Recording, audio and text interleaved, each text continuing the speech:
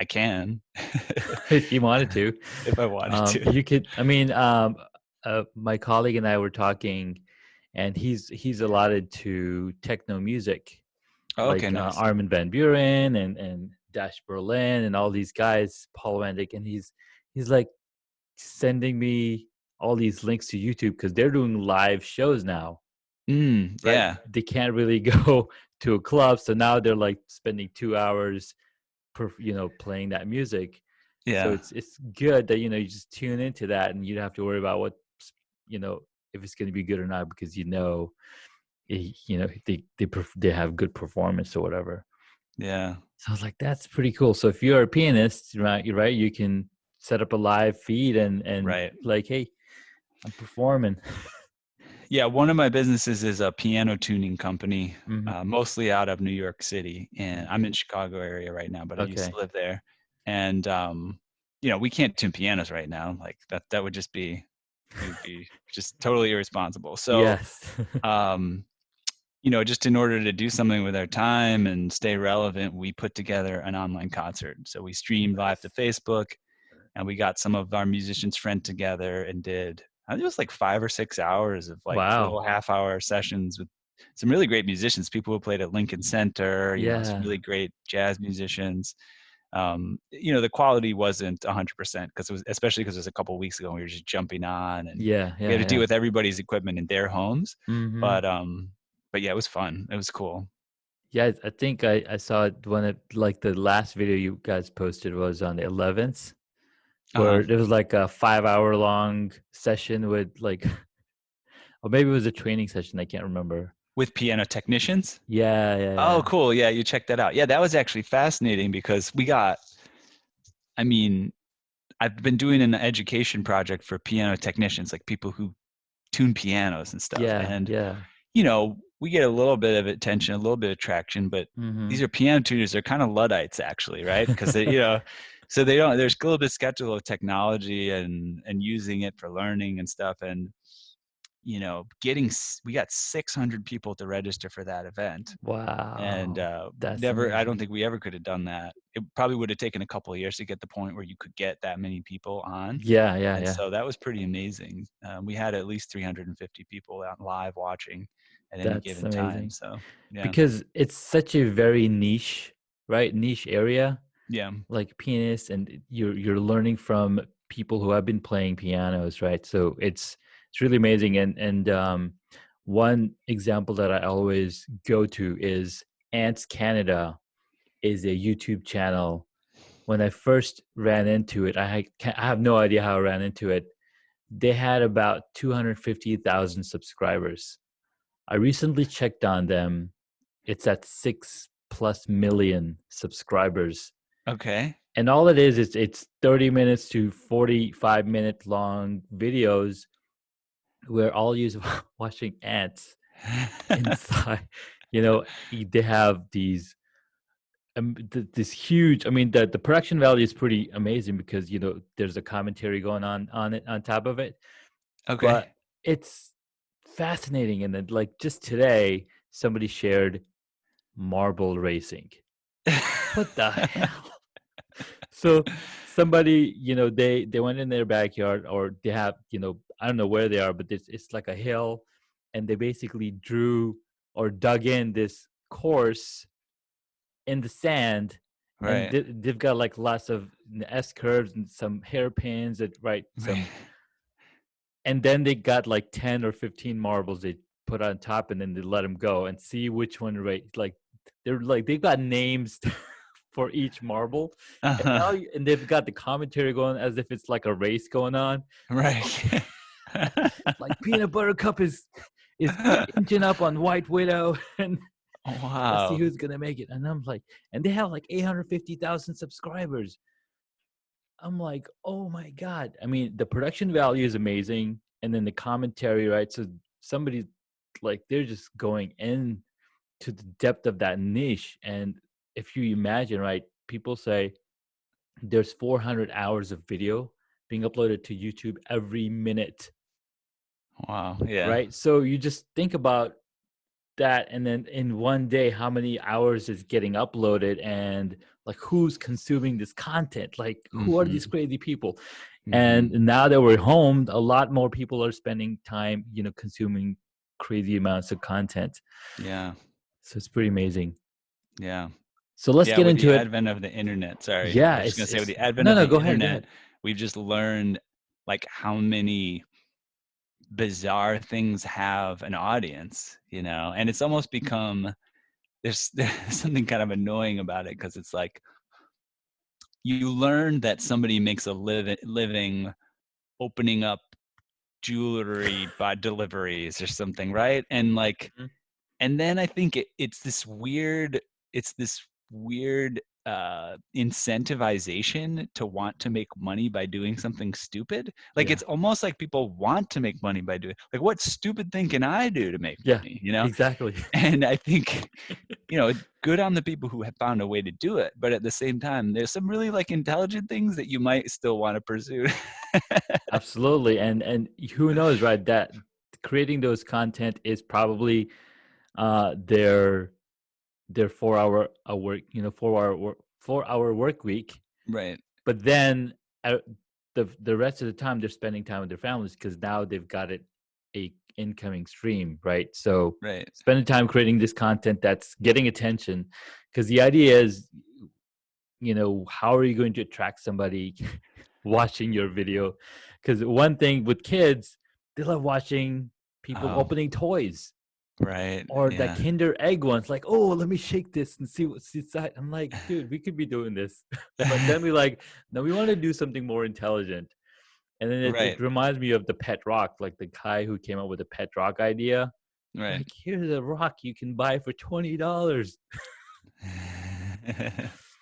So Ethan, man, it's really great talking with you. And I checked you out. It was great that you connected with me through Spotigest. Mhm. So let's do a little. I'm just gonna do a little bit, and then we'll just get right into it. Okay, sounds good. Awesome. On today's episode, I get to speak with Eathan Janney. He is a professional pianist. I don't know if he wants to go by that, but he's been playing piano for over 20 years. And he's also helping other pianists, or Piano basically tuners. giving, yeah, and tuners the ability to go out and connect with people who love pianos and love playing pianos, because pianos have their own characters, and to be able to maintain that, you need to have access to somebody who knows what's in there. So Ethan, thank you so much for jumping in and having a chat with us here at Hacks and Hobbies. Sure, no, it's great to be here, great to meet you. With Hacks and Hobbies, I just loved hobbies so much, and I've gone deep into a few of them. And the reason, we're connecting here is to learn a little bit about your journey and how these hobbies have helped you along the way. And, what are you doing these days? Or, where did it all get started? And how did you approach it? Like, what fascinated you about piano? I know music is amazing. I mean, I love music, but why specifically pianos? And then how'd you get more involved? Yeah, for sure. Um, I think that there's I'm a person that has a lot of interests, and you could call them hobbies. One of the things I've got going on right now is a podcast for business or people who want to start businesses called the Run With It podcast. And I've done things in business, I've done things in science, I've done things with music, art, all sorts of different things, and integrating those things. And one theme of my life has been learning for its own sake. I went at my first year of college. I went to school for physics, and I thought, well, this is practical. It's a practical thing to learn about. I'll get my degree. I realized, if I'm kind of academic, maybe it isn't super practical, as I might get a job as a professor or something like that. But physics, it seems like something solid to know. And within my first year at the university I was at, I was practicing the piano so intensely that it was, I just couldn't ignore it. I mean, I had taken it up since before high school. I learned about jazz. I learned about artists, you know, like Thelonious Monk, Herbie Hancock, Miles Davis, and, you know, Bill Evans. And my friends had gone to music school who I was in a band with. And I thought I had made the practical decision, and you know, kind of sharper than they were. Why would you pursue music? And but I just was obsessed, and I would literally stay in the practice rooms of this university, almost like hiding, of avoiding the security people. You know, the security people go, they come lock the doors. I mean, I could say it now. I would literally like sneak in open windows so I could practice during the late night hours. I would fall asleep on the piano bench, and I would listen to Herbie Hancock, and I would be like, how does he do that? I mean, he's improvising. It sounds amazing. How is that happening? And I was just obsessed with trying to do that too. And basically, I realized I was so obsessed with it that I had to switch directions. I had to apply to a music university. I had to go there. I had to follow this passion. And and so you could call it a hobby, you could call it a career, you could call Hmm. it whatever it is. I Yeah. just feel like my philosophy has always been life. You've got one life, and when I'm on my deathbed, I just I want to feel I at least attempted to do all of the interesting things that I could, and that I don't have regrets. So piano has been something, and music has been something that that I've just stuck with. You know, it just stuck with me, and I stuck with it, and I continue to be fascinated with it. Dude, that's really awesome. Music is amazing. And when you mentioned, right, the when you're on your deathbed, you want to say to yourself, I did everything that I wanted to do, or at least attempted to, Yeah. right? There's a book by Todd Henry talks about die empty, unleash your best work every day. And he Mm, talks about, the richest places in the world are not New York, are not London, or not Paris. It is the graveyards because of all of the ideas that people took with them to bed, right? right. You're not going to be sitting at your deathbed saying, "Oh, I wish I spent 10 more hours at work because I really wanted to get that report out," right? You're never going to say that.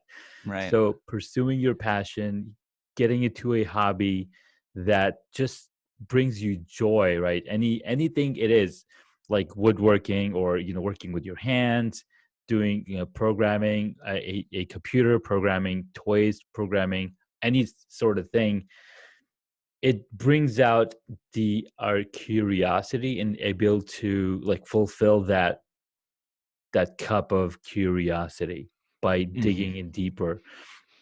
And growing up, I was the same way with technology.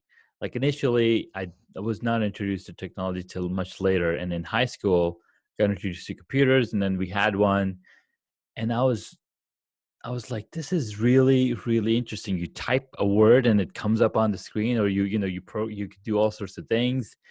And it was just really fascinating. So I just dig in deeper and deeper and deeper. And next thing I know, I was assembling computers at this computer store. And then I had all these things memorized, and I I still have a passion to, I like I still get emails from like Newegg. Oh, this is the new hardware coming out, and I would Mm, go in deeper about learning about CPUs.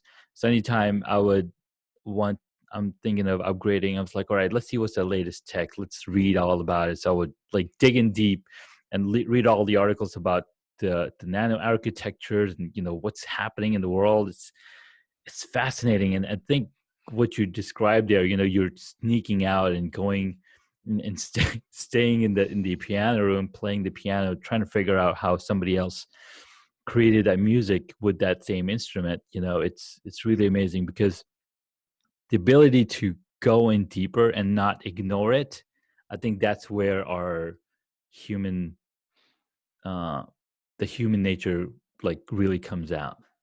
yeah. Yeah, and I know you have a 2-year-old, and I do too. And one thing that I've been continuously frustrated with is there's like this sort of there's this theme of like going into adulthood and basically turning off certain childhood instincts. Don't be goofy, don't make mistakes. Um, don't just piddle around doing Legos, you know what I mean? Like, and it's funny. I mean, I sit down with my 2-year-old to play Legos, and all of a sudden I'm building something, right? And I'm not paying any attention to Yeah. him. And it, but what I think is actually sad about that is I think that people use their kids as an excuse to get back into that mode. You don't need to have You don't kids need to to buy. have You could kids. buy some Legos, man. Buy some Legos and start playing around with them.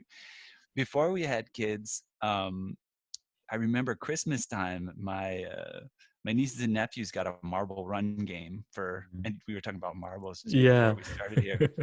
And it was time to go eat lunch, for the Christmas holiday. And I was still in the basement, like making this grand marble run thing, And at the time I was doing my PhD, in neuroscience. Mm. And that was just like it's still fun and interesting, but lots of pressure and lots of Yeah. mind work and stuff. Yeah.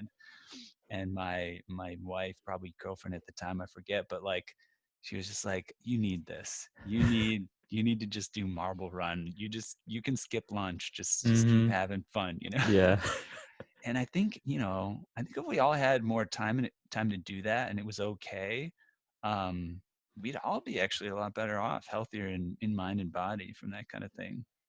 Absolutely. I think what you hit on there is, when you're doing work with your hands, you are engaging a totally different of level of attention, because not only are you just thinking about it, because when you're studying for something, you're only using your brain in one specific part, but then all the other parts of your brain are like, wait, what do we get to play, right? And Mm-hmm. so that's where playing with Legos is so, I mean, it's very therapeutic. I had I had bought a 3,000 piece Lego Technic. It was a Porsche. Took me about 4 weeks to assemble it, right? But it was so much fun because the first thing that because I initially I bought it used because I didn't want to spend $300. So I was like, all right, I'll spend $250. That's a little cheaper. But it was used, and it was all in bags. So now the first thing that I did is like, all right, I gotta sort everything out so it's easier to build. So that took like 2 weeks just to sort everything out. And then I was like, okay, let's now build it. And it was just fun. So now the car is sitting in a box somewhere. I mean, I know where it is, but I just keep it inside, hidden, because if I take it out, my kids are like, oh, can we play with this? Like, no, you guys play with these pullback cars, these pullback Lego ones. And I even got the Voltron set for my son, my 10-year-old. So he built it all by himself. And it's just, I mean, Lego is just amazing. I mean, you bring Lego up, and I just love Lego. I'll get emails from Lego like, oh, we have this new set now. And I'm like, should I get it? Should I get it? Should I not? Yeah. But yeah, man, Lego is amazing. You know what? I'm going to show you. I know we're on a podcast, but Yeah, can I screen share with you something? of Because this course. is just totally on topic right now. I'm going Yeah, to yeah, screen share, and I want to show you this right now. So my business in New York, the one that's closed right now, it's a yeah. piano tuning business. Mm-hmm. And to be honest, when I started that business, there was a very practical piece of it. Yeah, And I was just trying to make some extra money, and I was teaching other people how to do it, the business aspect of it. But I came up with the name for the business. It was yeah, Floating Piano Factory. yep. And despite the fact that it's supposed to be there to make money, I've always thought of it as like a creative project that I could have fun Mm. with. And that's why I love that name. Yeah. Marketing people will tell you, do not name a piano tuning business Floating Piano Factory. Nobody would know what it means. Call it like Best Piano Tuners. Like that's what you call it. And I've struggled with that Yeah. because, you know, that's an issue. So what I'm showing you right now is I saw this image online somewhere, Mm. and it made me think of like a floating piano image Yeah. that I could make of like a silhouette of a person like Mm. being held up by a piano floating in the air. And so I Nice. got inspired, and I just went on like an image app, and I'm scrolling through these, like, for the people who are listening, you can't see it. Like, I was just coming up with all these different incarnations of like Oh, this silhouetted floating piano image. yeah. And to be honest, I got so in the zone doing it. I was like, oh man, this is so fun. I know I can't do stuff like this that much. I got stuff I have to do. And I was working on this. My wife asked me some questions. We were working on something, and I went, oh my God, I have a podcast I have to do. And luckily it was not, it was I still had a half hour before we were supposed to meet. Yeah. But it just goes to say, like, I don't know, there's just something so therapeutic about doing something, whether you're doing it well or not, but just something creative that, Mhm. like, engages this last one's pretty cool. I like this one Yeah, that's with really its nice. sun shining behind the clouds. Mhm. Anyways, I thought that would be apropos to our conversation. It No, just, that's like, really cool. there's something. I do a lot of, I coach as well. Coach Mhm. people on how to organize their schedules and like achieve their goals. And I think that,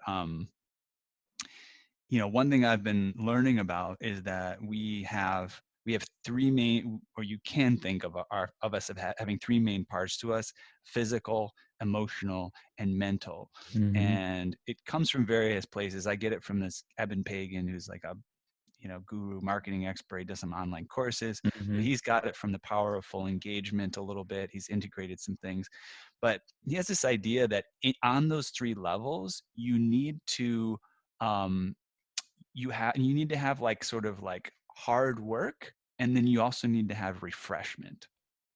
So for example, mental hard work might be doing your job, doing some Yeah. research, creating a product.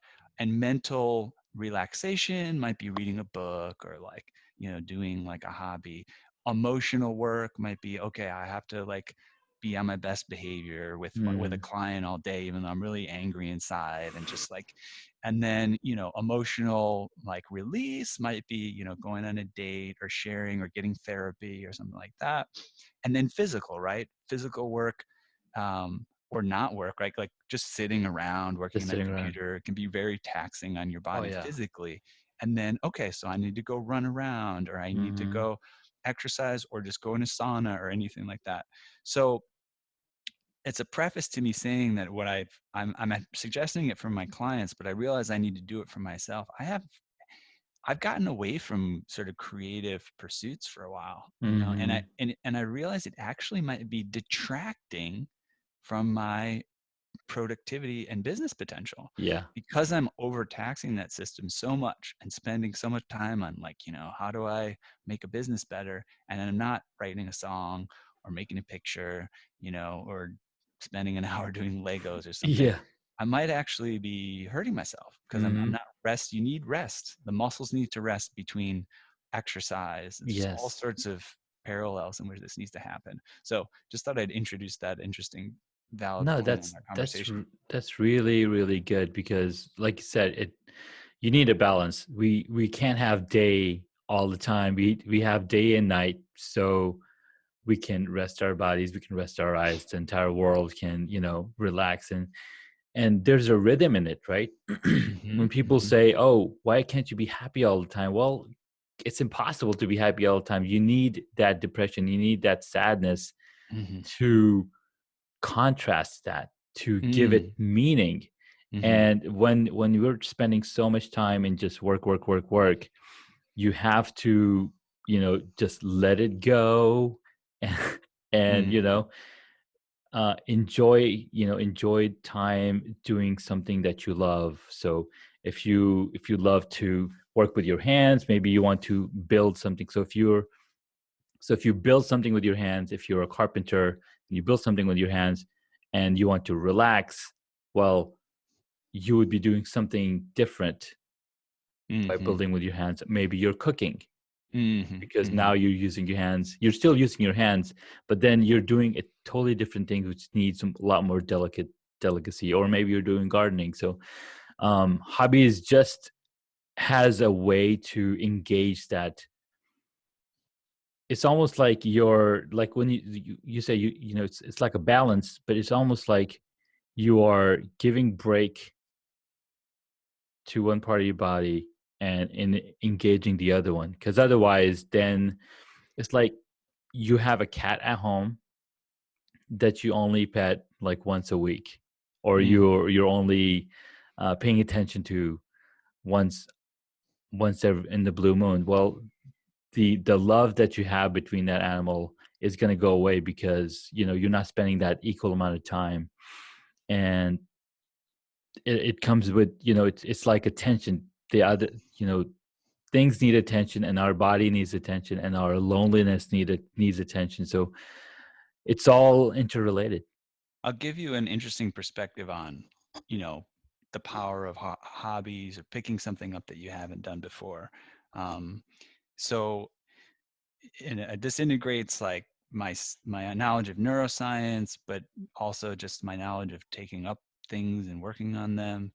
Um, and I'll illustrate with an experience. So Yeah. uh, when you ask someone, like if I were to ask you to create a list of the first words that come to mind when I say, I don't know, work or something like that, Mm-hmm. the words that come to your mind are going to be biased by your profession and your experiences. And there's some famous experiments with this where, like, if you ask somebody who plays baseball to come up with a list of words and you say kind of like a neutral word, um, pitch. Okay, you say pitch, and they Mm-hmm. say, "Oh, bat, ball, da da da." You say that to somebody who was a construction worker. They're going to think about the pitch of that you put down on top of like a parking lot, right? Yeah. Or they think the pitch of a roof, right? Mm-hmm. They're going to go in a totally different direction. Yeah. And by the way, I saw this. It's an experiment that's been talked about, but I saw it happen when I started my piano tuning business. I opened up applications to anybody, even though I had a few people in mind. And I Mm-hmm. put an ad up on Craigslist. I put it in the crafts and trades section. And and so what I didn't realize would happen when I put it under crafts and trades is a lot of guys who had worked in construction would be applying, which was terrible. I didn't want anybody working in construction working on pianos. Totally useless. But in my application, I had a creativity prompt. And it's well known that people who are higher on the creativity scale, they can come up with more words in general Mm-hmm. um, on a list of uses for something. So I say, how many uses could you have for a fork? Come up with as many as you can, and people will say, eat spaghetti with it. I could make it a tiny pitchfork and a diorama. I could, remove the tines on the fork and, now it would be a spoon, So anyways, if as many as you can come up with in, Yeah. in, in a certain time, you're sort of more creative, quote unquote. Well, I asked that question to the construction workers, and guess what? It Mm. was all about like, well, I could use it to patch a wall and put concrete up, or like, I could use it to dig a hole for a Yeah. post or Yeah. something. Like, fascinating, like how Fascinating. Yeah. true it is. So Mm-hmm. again, I'm making a preface, but what this means is that if you do take up a hobby and you do get involved in something that's different than what you typically do, all of a sudden your brain literally changes. Certain parts of your brain start getting stronger. Our Mm-hmm. brains are associative, and so whenever our memories are associative, everything we do, we're associating different things between each other. Yep. So now all of a sudden you start playing the piano, or you start doing woodworking. Now when a problem comes up, anything comes up, you actually start seeing it from the perspective of music. You start seeing it from the perspective of woodworking. And so now, Yeah. if you've been in construction and you've been a baseball player, now when I say pitch, you're like, oh, well, that's like, well, like someone like me, I'll be like, Mm-hmm. pitch. Oh yeah, you've got the pitch in the baseball, and then Mm-hmm. you've got the pitch of the roof, and then you've got the pitch of the piano, Yeah. and Yeah. so the more you take up these new hobbies and things, the more your brain changes and it becomes more flexible. Yeah. You can take on more things and you could think creatively, and you could just be uh, more flexible is a really great word. Absolutely. No, you're absolutely right, and that's one of the reasons I pick up so many different hobbies, because somebody said, and I can't remember who it was. Maybe it was Seth Godin. He's like, anything that needed to be invented, it's already been invented. Mm. So you've got to take two things and put them together, two great things and put them together. And what has been happening for the past 2 decades or past few years, when Uber came out and there was food delivery, they're now connected. You can, right? Hmm. Food delivery with car people, and people are going grocery shopping for you. So you've combined two things Oh, there's into, millions of examples. there's Yeah. tons I of mean, that's examples, all. right? That's all we do nowadays. Like Yeah, look at the smartphone. Like the exactly. iPhone was this huge jump. Okay, well, it's a Yeah, phone, it's a camera. It's a it's place an to store internet device. documents, and Yes. it's an internet device. And It's just combining, and then even just how do you make it? You combine a screen and buttons. Well, that had been done before it's in a been different done way, before. but it's just a different arrangement, and all of a Yeah, sudden, it's a leap forward. Yeah. yeah, yeah. And that's how Bill, Steve Jobs introduced it. It's a communicator. It's a Right. phone. It's an Right. email communicator. Right. And he just kept saying it over and over, and everybody was like, "What? This is so cool!" And that's been 15 years almost, right? Yeah. Almost 15 years. No, 14.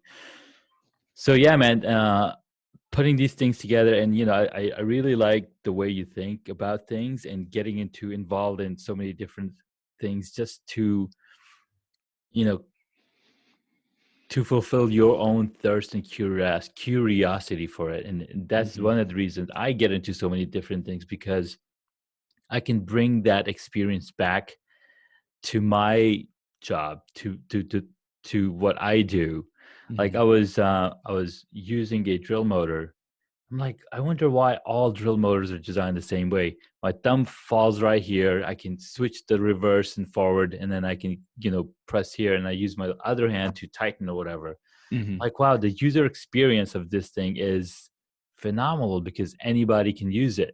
And Yeah. then just trying to go back, try to reverse engineer, like, what was the first version even look like?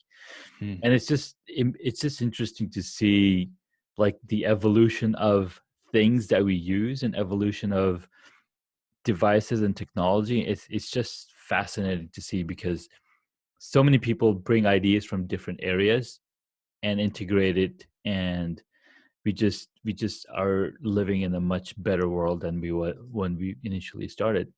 Mhm. Agreed. So, Ethan, this has been an awesome conversation. I love everything about it. I did see that you have a podcast, and it's called Run with it. Just Run Yeah. With It. And people can find that at www.runwithit.fm. We, the premise of the podcast is we interview successful entrepreneurs, and what they do is they bring a business idea to the table that they are not currently pursuing, but they would. And literally all it is they don't have time to do it, but they think it's a great idea, it has legs. We talk it through with them. Yeah. We talk through literally how to start it. We offer it Mm-hmm. up to the listeners Nice. and tell the listeners, encourage them to start it. And if they do, and if they do something cool, they can contact us, and we'll Yeah. actually connect them with the guest for a mentorship session. Yeah. We've had guests who have made literally $100,000 a day. We've had Wow. guests who have built businesses to, I'm trying to think, was it 30 million in revenue a year, and then sold it for Wow. $170 million. That was Wow. Grasshopper. That was David Hauser. Um, and we're relatively fresh. And so that actually, people don't realize, like, you can connect with these people relatively easy if you just give it a shot, Yeah. take it up and start pursuing one of these ideas. So, That's very, very fascinating, because when I was working with my cousin and my friend back at one of the companies, we basically, it's almost like a think tank, and we would just mhm, talk about ideas all mhm, day long, like, oh, that'd be mhm, cool, oh, that'd be cool. And I was like, I wish we could, like, make these ideas happen, because ideas comes dimes a dozen. mhm. The other thing that I'm involved deeply in is Kickstarter projects. I love how Oh, people launch Kickstarter projects. I mean, they put all the work in. They just need that little bump to move to the next level. And then now there's other places like Start Engine and Seed Invest, where you can invest in these companies, and make those ideas a reality, and then get some kickback. So that's been pretty fascinating too. So I'm always looking at, okay, what's happening, what's new stuff happening, how are people combining stuff together. um I think the latest, and then even with software, right, there's new software coming out. There's an app on iPhone called Dark Sky that tells you within the hour if it's going to be raining or not, right? Mm, And just heard that Apple recently just bought them, so they can integrate it wow. with our own, their operating system. So that's really fascinating. All right, so it was fun talking with you. You've got a podcast, you got a business where Mhm. pianos are floating, and you're helping other piano tuners come together with Zoom conferences, which is really, really amazing. Towards the end, I have a few questions, and Go you've for it. probably seen the those questions on on the the sign up page. So Mhm. tell the audience, what is one hobby that you wish you got into? Oh yeah. Now I forgot what I wrote on. What did I write on that though? But You said you something about Arduino. oh yeah, man. I really wish I was. It's like I don't know if I have the time for it. I got into it a little bit. Are you Yeah, familiar with Arduino? I am. Yeah. Yeah, like, so for people listening who aren't, Arduino, it's kind of like this little microcomputer that got invented within the last 10, 15 years. It's literally maybe the size of your palm, and you can plug it into a computer. You can write little programs. You can hook it up to make robots, or basically any little. You could probably make a 3D printer with it. You could do, Mm-hmm. as long as you get all the pieces together. Yeah. And just people are known from sort of from doing some really cool stuff that integrates creativity and technology. Mm-hmm. So like I said, I got one. I use a little bit. I use it during my PhD to make a bird, Nice. like a bird robot that would tweet, at other birds, because we did bird experiments. Nice. Um, but beyond that, like, people have done so many cool things, and I would love to Yeah. do more. Yeah. For anybody that gets a chance, especially if you live in New York City, the New York University has a program called the ITP, Interactive Telecommunications Program, where they focus on, it's a master's program. They focus on technology, data analysis, Wow. stuff like this. And at the end of every semester, they have an open house where all the students get to show their projects, and it's all like cool VR stuff. Yeah. This guy literally made a thing where he put magnets in his fingers so that Uh-huh. if you were blind, you could see colors. So like Nice. these magnets would somehow, like, there was some sensor that would sense a color, and it would vibrate these magnets in your fingers, like depending on the color frequency to like a vibrational Wow. frequency. And like this kind of, like, I know from a neuroscience perspective, this stuff actually has, you can literally get someone to see with their tongue. They've done Yeah. experiments. Yeah. So um the guy that heads the program was one of the inventors of Arduino. Arduino is an open source project. Yeah. So, I've got this 2-year-old. I went to the science and surplus store and bought like a bunch of LEDs and switches. And, I've got fantasies of making cool things for him, but I've Yeah. only got so far. The farthest I got was I went to the local library. I took an old cigar box, and they have a mini CNC machine, and I Mm-hmm. cut out the slots in a little cigar box, and I installed a bunch of buttons. So he can Nice. pretend that he's touching, but he loves buttons. So he can pretend Yeah. that he's running a machine. But That's in my awesome. mind, I wanted that to actually be a machine that made Yeah. lights and motors go and do stuff. I don't know if I have the time for that.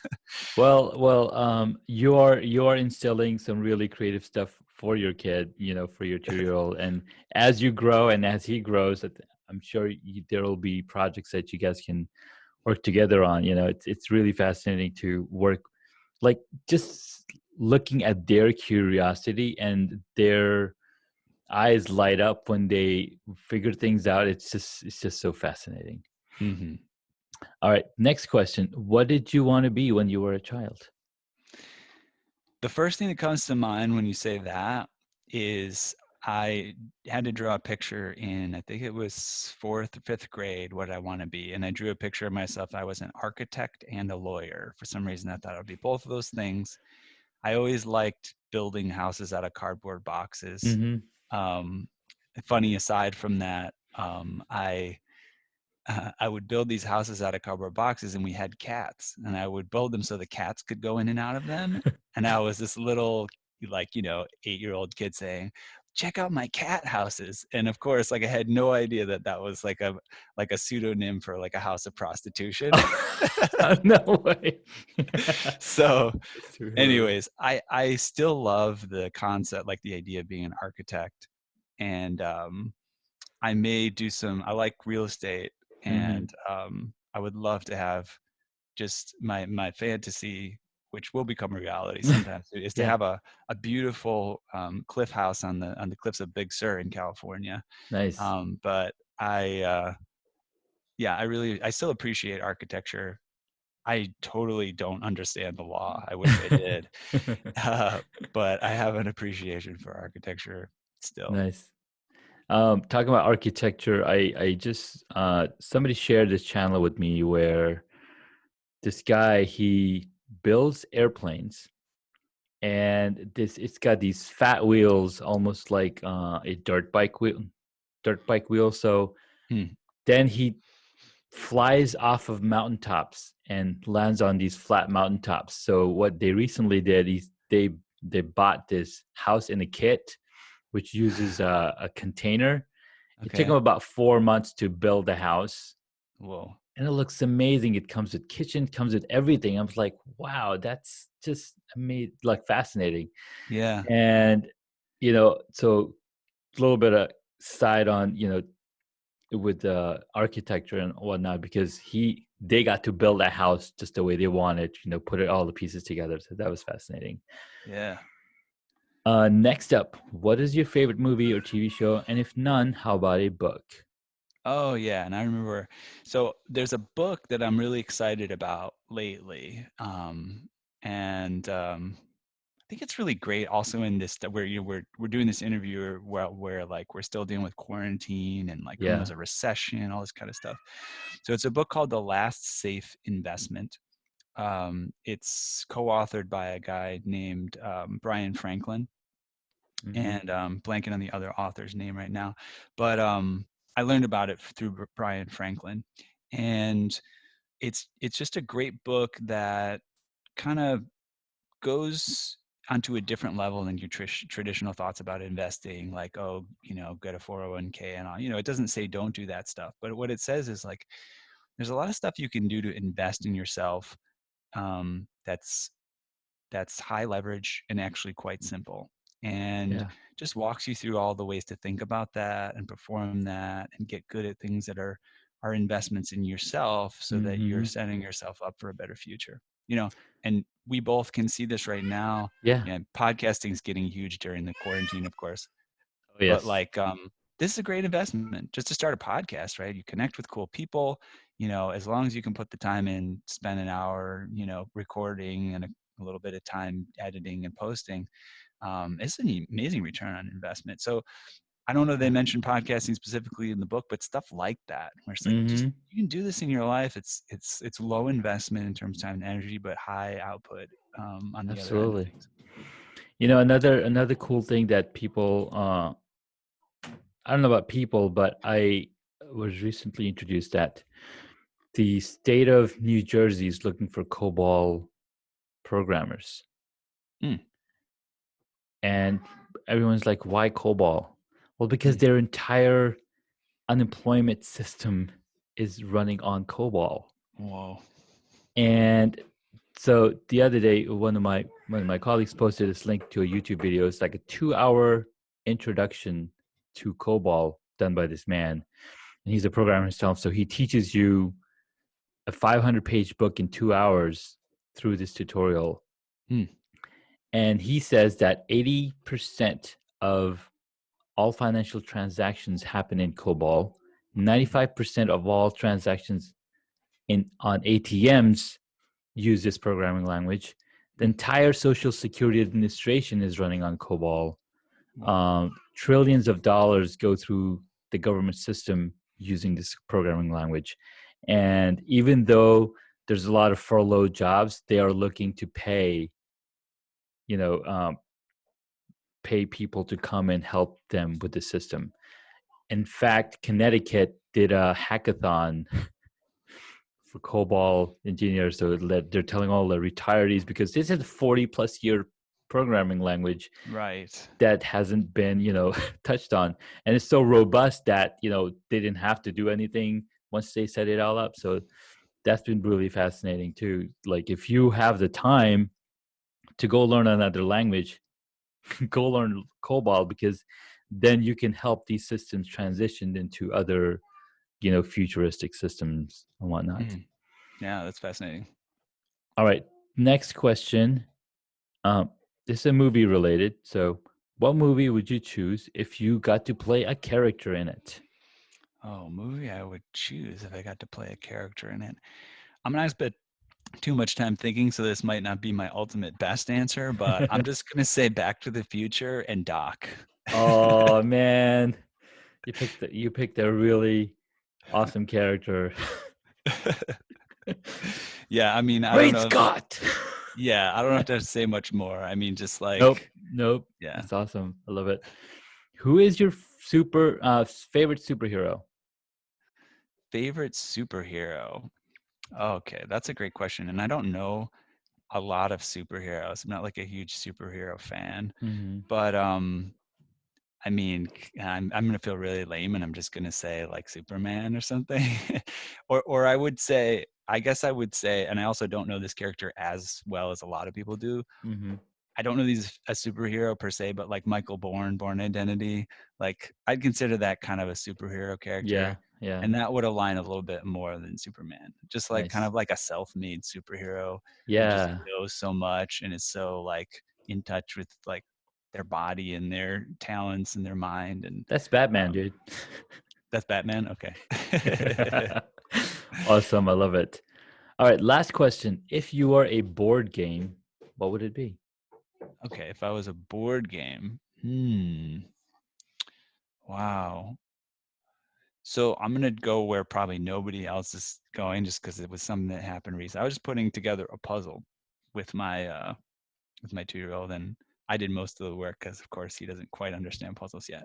But I think I'd just be a puzzle, and I think that I would say that because my life has been just like finding all of these pieces that are kind of everywhere. They're strewn Mm-hmm. across the ground, like, oh, I mean, literally, I look at my own LinkedIn profile and I was like, does that really make sense? Like, that doesn't make sense. Like, this guy must be BSing me. Like, he's got a PhD in neuroscience.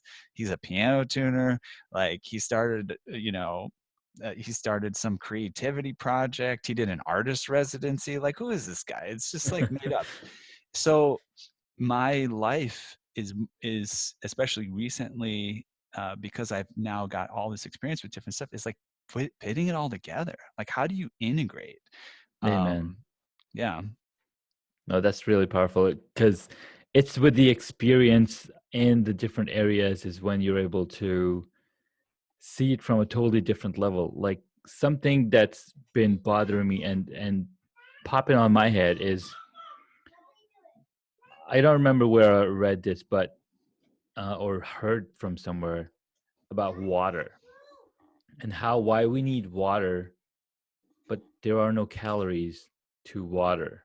Mm, And I started looking everything around me, and like plants and vegetables, and they are they are that way because they have water. Like if you take water away, all mm, it is just shell or dried up fruit. right. So hydration, and I keep thinking about, okay, like how does it help the body? And my cousin was like, well, water is essentially the lubricant for everything. I'm like, wow, that's powerful. That's amazing. Yeah, yeah, yeah. That is fascinating. Yeah, and Yeah. water is just, I mean, cells in themselves are just, they're not empty in the middle. I mean, there's more than water molecules, and there's proteins floating around, but there's kind of like a soup of things. Like Yes. we're just there's a lot of soup going on underneath the structure. Exactly. And the soup is really where all of the life happens. If you don't have the Hmm. soup, you have no movement. And if Yes. you don't have movement, you really don't have life. Yeah. Well, on that note, thank you so much, Ethan. with.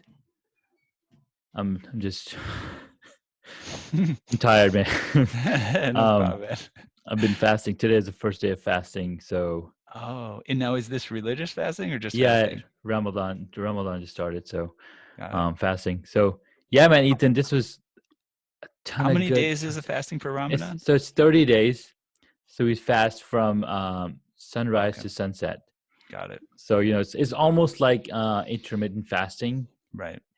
but you don't get to drink water. Oh, you don't get to drink water. Oh my Nothing, gosh. man. No No, matter no, you ins brought, yeah. no wonder you brought up water. You're like, I need water. Because my throat is all drying up. But yeah, man, this was a really good, cool conversation. Please let me know, anything that you need that I can help you with. Give me a shout out. I, like yourself, am involved in a ton of different things, right? I've got my full-time job, I've got my podcast, I got these different ambitions of writing a book and doing live videos and teaching people different technologies. So yeah, man, it was really good talking with you. Thank you so much. Yeah, thank you very much. It's been a great pleasure, and would just again urge people to check out the podcast at runwithit.fm. Some pretty cool stuff there. Awesome. Will do. Well, so guys, this was Ethan.